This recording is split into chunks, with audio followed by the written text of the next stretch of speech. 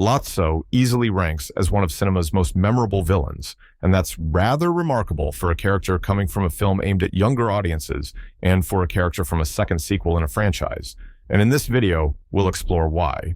The first reason would be that Lotso reflects the insecurities of the protagonists.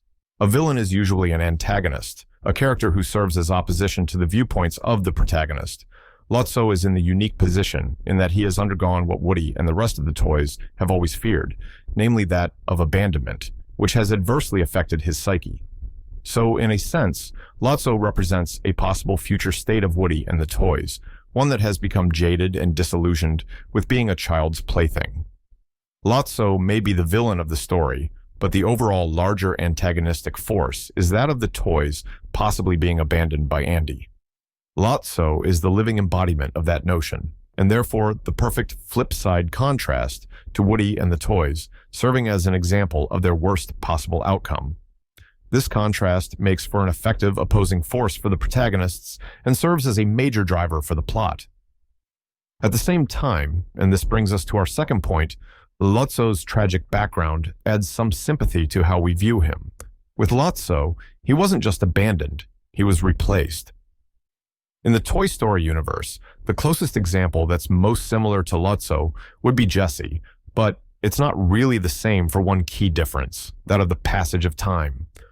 Jessie was let go by her owner due to the natural process of growing up, something which she saw coming long ago. Jessie was also likely a vintage toy, and she likely never got to see another version of herself.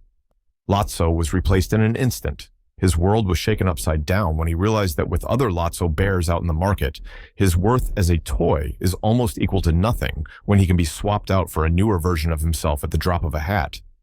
Lotso's tragic background extends to the third point, which is that his viewpoint has some validity. It's somewhat understandable that he has a nihilistic and hopeless view. If you could be replaced in an instant, and with no one showing any sorrow for your absence, your feelings of self-worth would likely plummet to near zero levels. Lotso's core driving belief is that toys are worthless, and that they're all pieces of plastic waiting to be thrown away. When you stop and think about it, that's somewhat true, as most toys, who are not collector's items, would likely end up in the landfill. But of course, it's also a flawed justification for his actions, as ultimately, death comes for us all. Even from a human standpoint, you could say we're all just pieces of flesh waiting to die, but that would hardly justify any acts of evil you commit. No one lives forever, and perhaps Lotso might have benefited by finding another purpose in life, such as perhaps emulating the example of Woody and his friends. They considered themselves abandoned by Andy, but yet they still found purpose in life through their enduring friendships with each other. Next, and for our fourth point, Lotso's ultimate goal behind his actions is survival. To put it simply, the caterpillar room is a meat grinder, one where toys get heavily damaged or die. Lotso's actions are selfish, but acts of self-preservation might be more crucial when you consider that he's made of cotton stuffing held together by threads and cloth. Unlike the other toys which might be made of more durable plastic, Lotso is unlikely to survive very long in the caterpillar room. He's already seen some mileage in his days, which further adds to his frail state. Getting other toys to take his spot in the caterpillar room, therefore, is a means to ensuring his existence and makes his motivation a little less egregious.